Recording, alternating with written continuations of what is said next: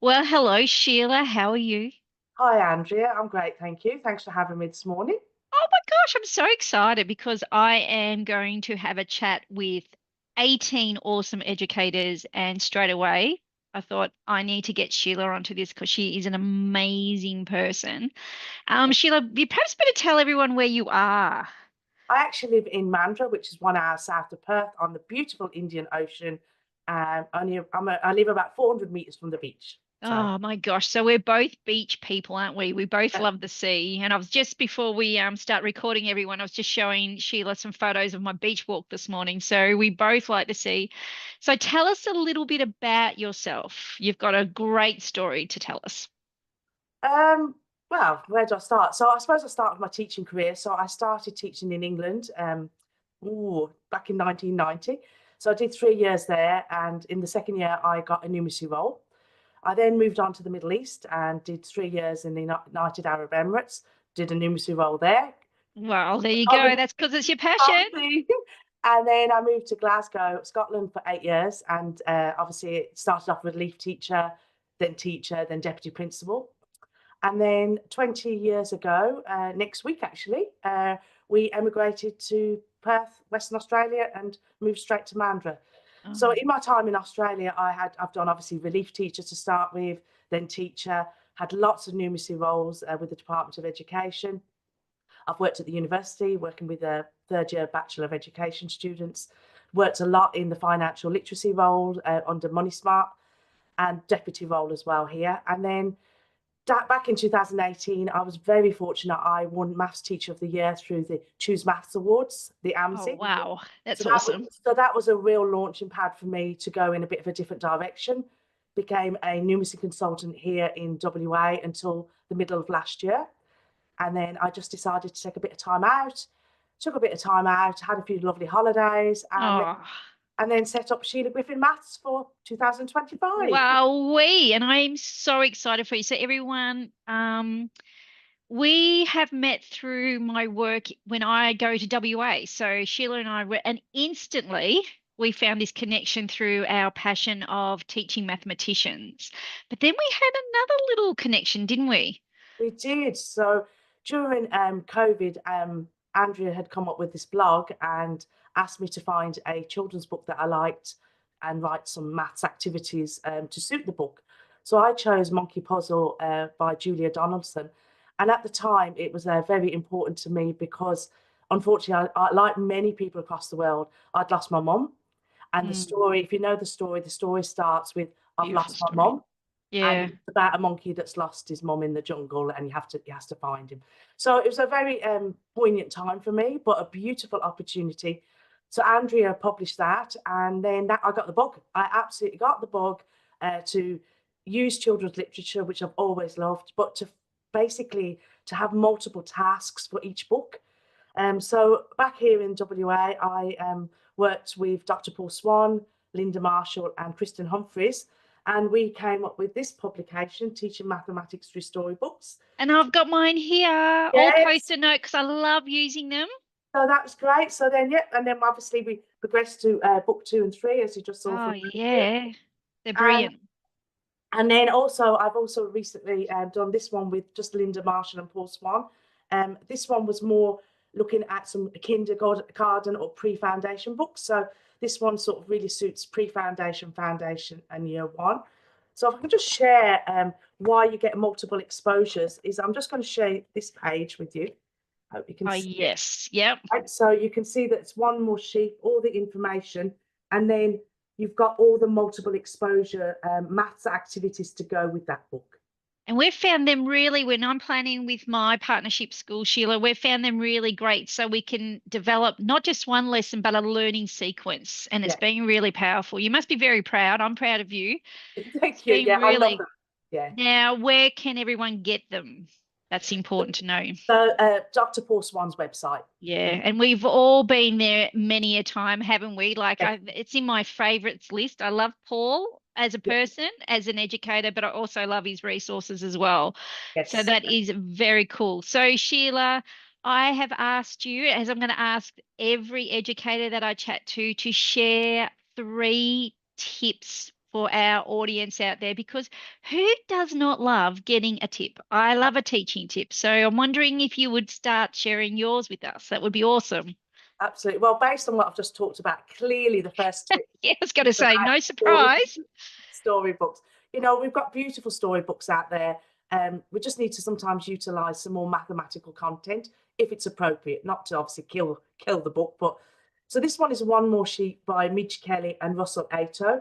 I really like this story. It's a nice, simple story, but it's about Sam the farmer, and he tries to count his sheep, but he keeps falling asleep, much to the frustration of his sheep, of Yes, his I three love this sheep. story. Yeah. Yeah. Yeah, because the wolf keeps knocking at the door dressed as a sheep. So it's a really lovely story. The students love it, and it's got a lot of suspense. So I'll just show you just one page. So you can see him falling asleep here. So you go Oh. 1, 2, 3, 4, and then that's as far as he got before he starts to snore. So that's the beauty of this book. But the other thing I like about this book is how we can launch into partitioning activities. So if we take a look at the last page, where Yeah. Farmer Sam does have his sheep back in his bed, Oh. and he's got 5 on either side. So a great way to launch into lots of partitioning activities. So I just want to take a minute to explain how I've done this in the classroom. Is I've made these fluffy sheep. I thought I could see them in the background. Yeah, they're sitting here. My 10 sheep are sitting here. Oh. So I think it's really important as educators is that we often know that we're using concrete materials, but with young children, we have to keep it as realistic as we can. So Absolutely. even if you can't make things like this, have pictures of sheep before you go to counters, because it's just, even though you're using concrete materials, it's still a bit abstract for students. So in the classroom, we had our 10 sheep lined up, and we used this as Popstick Sam, the farmer. Yes. So Popstick Sam, the farmer. And so the students would place the popstick between the 10 sheep, and I would get them to orally say, right, how many sheep are here? So we've got 2 and 8 makes 10. Then we did Beautiful. commutative property, 8 and 2 makes 10. So here's a photograph of us doing it in the classroom. So we started Oh. like it was in the book, the 5 and the 5. Yeah. When they were ready, you'll see the sheep at the very bottom of this photograph. When they were ready, I exchanged each sheep for a counter. So they I were love that. so that's that. And we know that, sorry, we know that in the Australian curriculum here in Victoria, our curriculum as well, and I'm sure it'll be the same in WA, is that we need to make real life connections for mathematics with our students. And I totally agree with you about having the actual sheet, because the red counter, if we start with that, can lack some, I suppose, meaning to the story, you know. So absolutely. Yeah.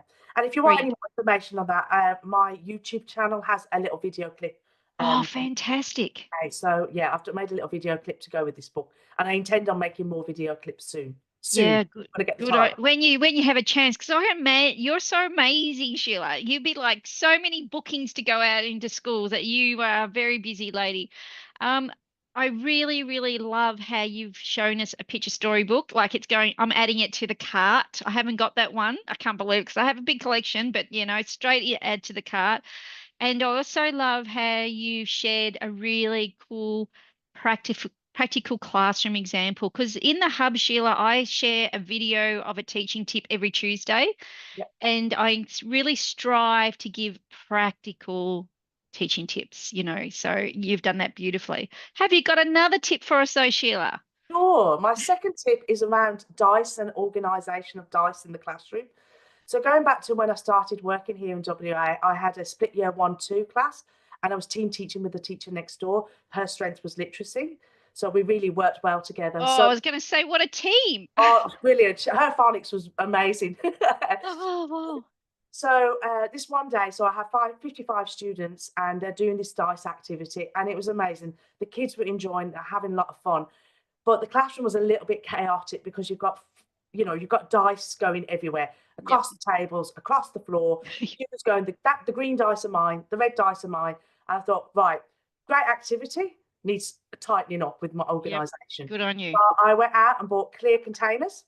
So Yep. dice always sit in containers for me now. So it doesn't matter if they're using 2 dice, 3 dice, place value dice. So the students, if they, so example, if they, this is two 10-sided dice, if they're doing addition, they shake it twice, put it on the table, look at the numbers, say the numbers or write the numbers and do the calculation. Perfect. They might be doing subtraction, they might be doing multiplication, they might even be doing place value if you're using the place value dice and doing expanded notation. Yes. 4 or 5 dice into these containers. Some containers I had in the early days had a coloured lid, so the students would just turn it upside down. Yeah, yeah. Turn it upside down. Fabulous classroom management. It's all contained. No I need. love it. I Okay. love it.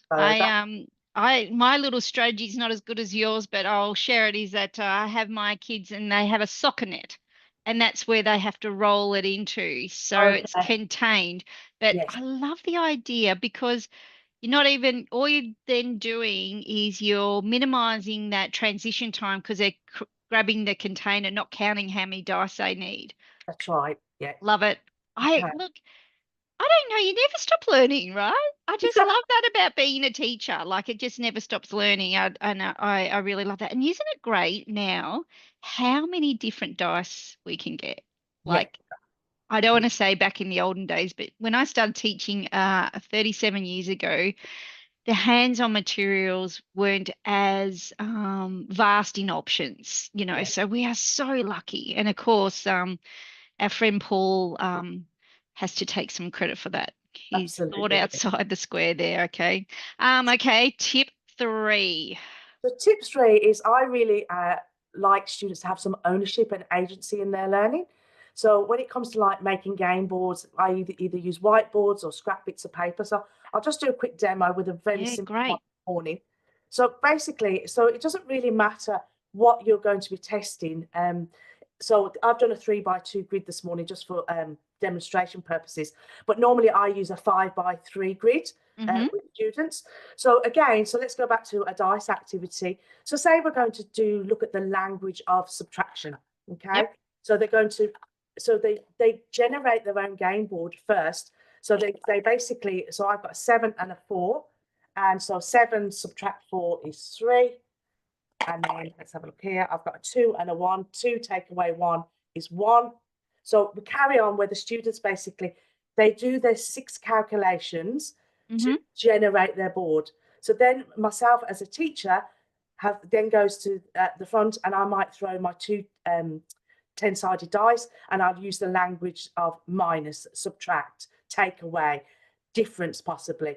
So then I'm leading it. But what happens here is the students have made their own game board. They've done 15 questions to create their own game board.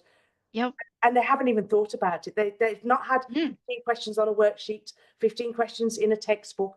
They've enjoyed creating their own game board and they've done 15 questions before you actually do the whole class bingo game. Yeah, absolutely. And the thing is, they're building that fluency, they're building that number writing practice, they're building about how the cognitive load is not, is quite good there because they're not getting numbers that they haven't dealt with before. So you're not, love it. And usually to start with, I get students to work in pairs as well.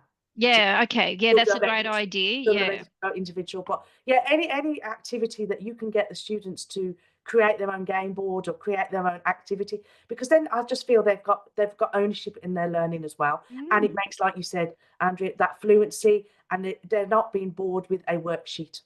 Oh no, well, where I kind of, where I stand with worksheets. And the other thing I often say to people I work with, that if we continue to provide everything, as in the table, the grid, or the outline, I really want my mathematicians to be able to go home and play it, or play it without me providing, I want them to self-regulate and build independence. To me, that's what you want, independent mathematics happening. So that's another bonus. Yeah, and even with the 5x3 grid, you're talking about rows and columns there. Absolutely, arrays. Arrays, leads to the multiplication. So, and just like you said, and even getting them to that practice of drawing. It doesn't matter what it looks like to start with. They're they're designing their game board, and like I said, don't always use whiteboards. Often it's scrap bits of paper as well. Yeah, yeah. And then also with technology now, because that would be a question sometimes I get, Sheila, and you probably do as well in your PL. Like if they're doing, what's your evidence? Because it's not in the maths book. Well, now with technology, in most of my classrooms, we have an access to at least one iPad. And the kids go around and they photograph it, or I photograph it for those students that I want to collect that data on that day. If they're showing something that I want to do, I can take a quick photo Yeah, of and course. I have that evidence to inform my teaching. Yeah, that is so cool. I just adore your ideas, and I mean, that. That I really value what you do and your impact that you're making in mathematics education. And I wish I lived closer to you so I could come to some of your PLs. Thank you, I Andrea. always learn something from you. And that's the beauty of being in business for 18 years. Yes, of The course. beauty is being the people I meet and how I learn from them. So I feel very, very fortunate to have had that opportunity. Before we finish up, and thank you for your 3 tips, um I'm even thinking about your third tip. I've got a school I'm going to, and I will copyright. I say it's Sheila's idea, but I think I've got the perfect class to do that in. And there's nothing better than listening and watching something, getting something to take away to your classroom. But Sheila, I know how to contact you, but how does everyone else contact you? Well, Wow, I actually designed this yesterday for everyone. ah, Yeah, I don't great. know. I can send that to you if it's easier. Yes, But yes. the best way is probably to go onto my website to start with, Yep. sheilagriffin.com.au.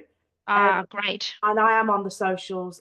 Yeah, Well, you're on everything. I'm Go. on everything, but I'm slow with it because this is a new business. I'm Yeah. slowly getting up and running. I reckon if they all Google your name, Yes. they'll get it Yes. instantly. But yeah, contact Sheila. She's amazing at what she does, sorry. And you can tell by her 3 tips, she is right into being in the classroom, helping teachers teach their mathematicians. Thank you so much, Sheila. Thank you, Andrea. Lovely. Bye. Thanks, everyone. Bye.